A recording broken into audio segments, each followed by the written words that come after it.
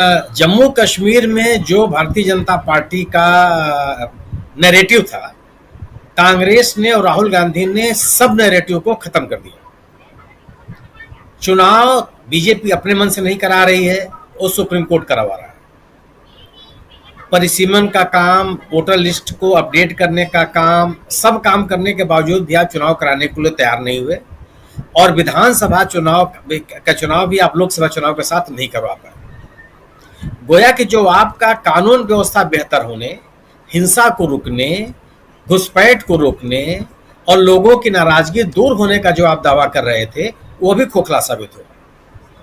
राज्य का दर्जा बहाल करने का आश्वासन केंद्रीय गृह मंत्री ने संसद में दिया था, कोई समय सीमा उसकी नहीं निर्धारित की, और साफ साफ कोई आश्वासन देश उस राज्य के नागरिकों को नहीं दिया।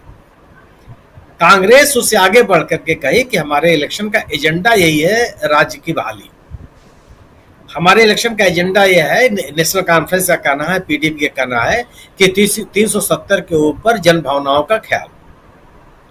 सरकार जब यह दावा करती रही है कि उसने हिंसा को रोकने में वो कामयाब रही है, वह भी नैरेटिव उसका नहीं चल पाया।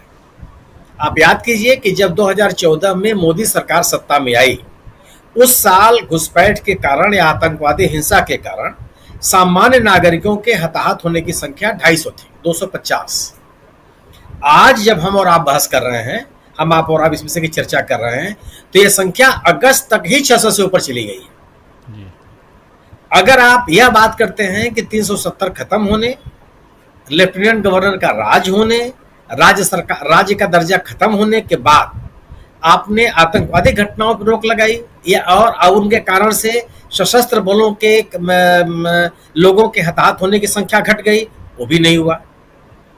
जितने 2014 में जो संख्या थी, जो सैनिक बल और अर्धसैनिक बल जो शहीद हुए, आज 2024 में उन दोनों की संख्या में कोई तुलना नहीं है, बड़ी संख्याएं बढ़ गई।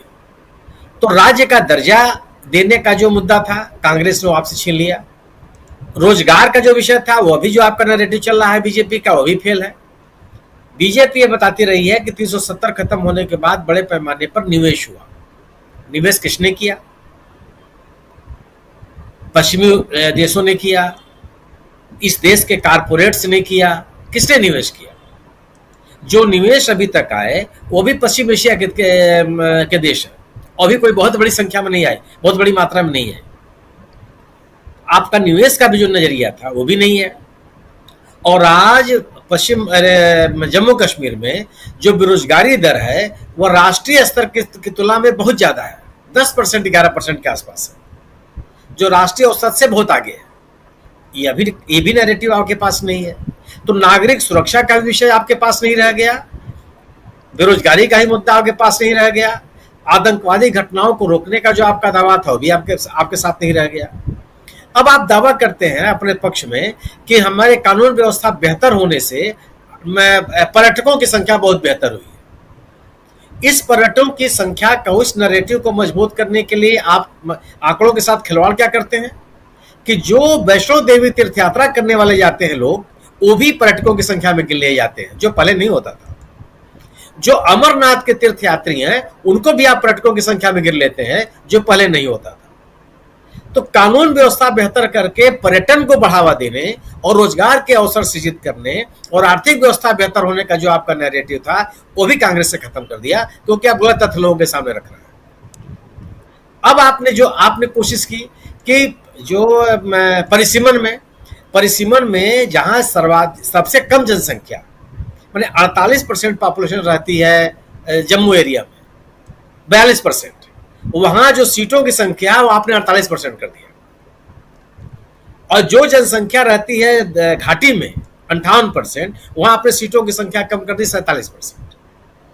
पहले ये एसीओ 55 और 45 का था, जो आपने 7 सीटें बढ़ाई, उन 7 सीटों में से 6 सीटें आपने जम्मू को दे दी, 1 सीट आपने घाटी को दिया।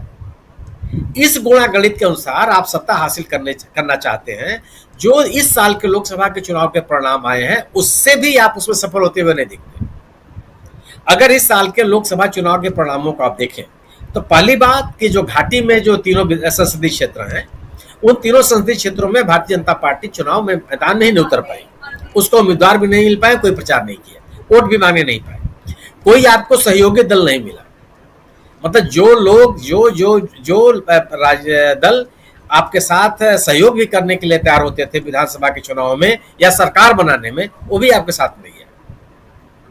दूसरी तरफ भले कांग्रेस में कोई सीट नहीं मिली हो, लेकिन इंडिया दल समूह के पक्ष में एक राजनीतिक माहौल बनाने में कांग्रेस सफल रही और इसका असर जम्मू में भी हुआ, इसका असर घाटी में भी हुआ।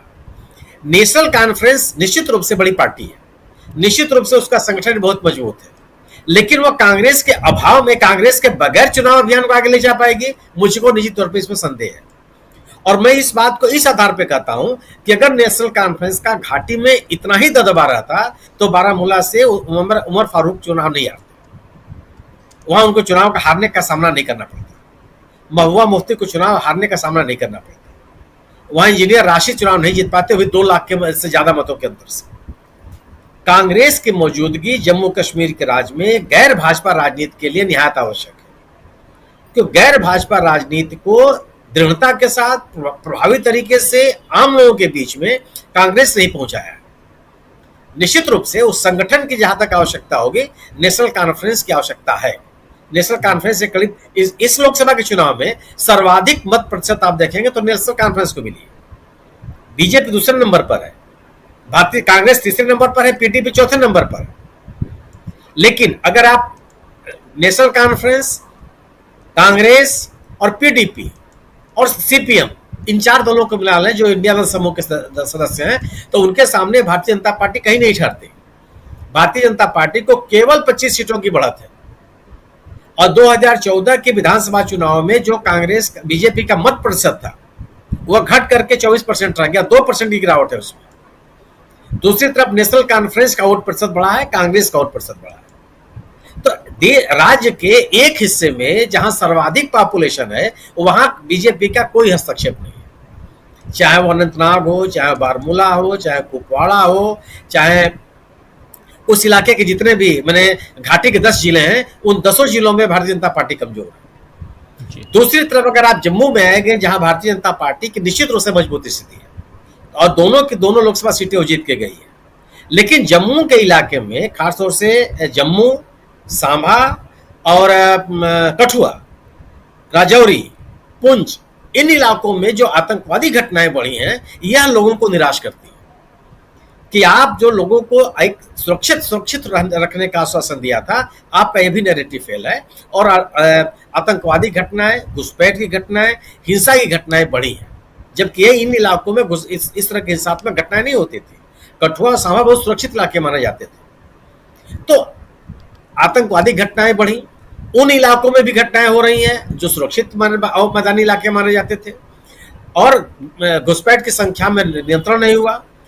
आतंकवादी घटनाओं में सिविल नागरिकों के हताहत होने की संख्या बढ़ गई, जो सुरक्षाकर्मी हैं उनके हताहत होने की संख्या बढ़ गई। राज्य का दर्जा आप जम्मू कश्मीर को जो बहाल करने वाले थे आपने दिया नहीं। औद्योगिक विकास, बेरोजगारी और महंगाई की जो बात आप करते थे उसको भी आप संबोधित करने के लिए आप तैयार नहीं हुए, तो किस बिना पर लोगों के बीच में आप जाएंगे? अब बच गया केवल 370 को लेकर के क्या जम्मू कश्मीर के इलाके में, उस राज्य में लोगों की का समर्थन बीजेपी को मिल सकता है? क्या 370 के पक्ष में लोग हैं? 370 हटाए जाने से लोगों में कोई खुश इस बात की प्रसन्नता है कि चलिए ये चीज खत्म हो गई? और हासिल क्या हुआ? आपने बहुत ढिढोरा पीटा कि साहब वहां पे जाकर के आप जमीन खरीद सकते हैं। तथ्य क्या हुआ? इसी नैरेटिव के बीच में केंद्रीय गृह मंत्रालय ने नोटिफिकेशन किया कि आपको वहां का नागरिक तब माना जाएगा जब आप वहां 15 साल से रह रहे हो। आप 2019 में खत्म करते हैं 370 और 15 साल की शर्त लगाते हैं कि 15 साल से आप रह रहे हैं तब वहां के आप नागरिक माने जाएंगे और तब आपको वहां स्थानीय नौकरियों में प्राथमिकता मिलेगी। इसके अलावा जो एग्रीकल्चरल लैंड है उसकी खरीद बिक्री नहीं हो सकती। जो 10% आवासीय इलाका है चाहे औद्योगिक विकास के लिए है, वही जमीन आप ले सकते हैं जी। तो ये नैरेटिव भी जो है ये भी नहीं चल पाया। अब आप बात कर लीजिए कि आप बात कर रहे थे कि जो कश्मीरी ब्राह्मण जो उस इलाके से हिंसा गतिविधियों के कारण से छोड़ के चले गए थे और आप इनके पुनर्वास की व्यवस्था करेंगे। कितना पुनर्वास किया आपने? वो संख्या कितनी है? आप पुनर्वास का दावा कर रहे हैं और आपकी सरकार में रहते रहते उन कश्मीरी पंडितों के बड़े समूह में श्रीनगर में धरना दिया कि हमको यहाँ नौकरी नहीं करनी है, या तो मुझे जम्मू स्थानांतरित करो या हम नौकरी छोड़ रहे हैं। यह बाकायदे प्रदर्शन हुआ, लोगों ने अपना विरोध जाहिर किया।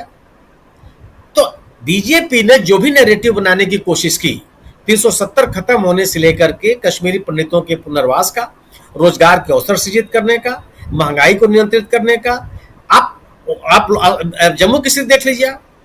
जम्मू कश्मीर में किसी विश्वविद्यालय को आप उठा के देख लीजिए, जिसका आपका मन हो, उस विश्वविद्यालय में कुलपति कौन है उसका नाम पढ़ लीजिए आप। वो जम्मू कश्मीर का रहने वाला है, आसपास का रहने वाला है, कहाँ का व्यक्ति है वो। आप हाल के दिनों में, माने जब से ये लेफ्टिनेंट गवर्नर की सरकार आई है, उस दौरान जो विश्वविद्यालयों में और विभिन्न संस्थानों में नियुक्तियां हुई हैं, आप उन लोगों के नाम पढ़ लीजिए। वो कौन लोग हैं जिनको आपने रोजगार दिया है, कहाँ के लोग हैं? और आप सुधार की बात करते हैं। आप जम्मू कश्मीर, आप एक छोटा सा उदाहरण मैं आपको दे दूं, अंतिम बात मैं करूंगा कि जो पारेषण का नुकसान है, ट्रांसमिशन लॉस, इसको हमारा बीजेपी में हम और आप कहते हैं, वह पारेषण लॉस देश में उन राज्यों में शामिल हो गया है जम्मू कश्मीर जहां सर्वाधिक है, 60 से 70% है। इसको दूर करने के लिए आपने कौन से प्रयास किए? और ये जो लॉस है इसका भुगतान कौन कर रहा है? जम्मू कश्मीर का नागरिक। तो आपने राहत कौन सी दी? आपने न तो उस राज्य की अर्थव्यवस्था आपने बेहतर किया, और जो मानक रहे हैं मानव विकास के, उन मानकों चाहे आपने क्या, जो उस 370 खत्म होने के पहले उस राज्य में जो प्रति व्यक्ति आय थी वो बढ़ गई, प्रति व्यक्ति क्रय शक्ति थी वो बढ़ गई, लोगों का आर्थिक स्तर बेहतर हो गया, जो शिक्षा का स्तर था जम्मू कश्मीर में वह बेहतर हो गया, जो स्वास्थ्य की स्थितियां थी वह बेहतर हो गई। क्या हासिल हुआ लोगों? तो जो कोई भी नैरेटिव बीजेपी ने बनाने की कोशिश की, वो सब के सब नैरेटिव नेशनल कॉन्फ्रेंस, कांग्रेस और पीडीपी ने मिलकर के, इंडिया दल समूह ने मिलकर सबको खारिज किया। अब आप जन समर्थन किस आधार पर मांगने जाएंगे? यह मजबूरी आपकी हो गई है कि आप जम्मू में और श्रीनगर में बात करने की स्थिति में नहीं है और आप दिल्ली में बात कर रहे हैं। यह मुसीबत है सबकी, वो बीजेपी के सामने। जी जी जी बिल्कुल, मुसीबत बीजेपी के सामने है क्योंकि चुनाव की घड़ी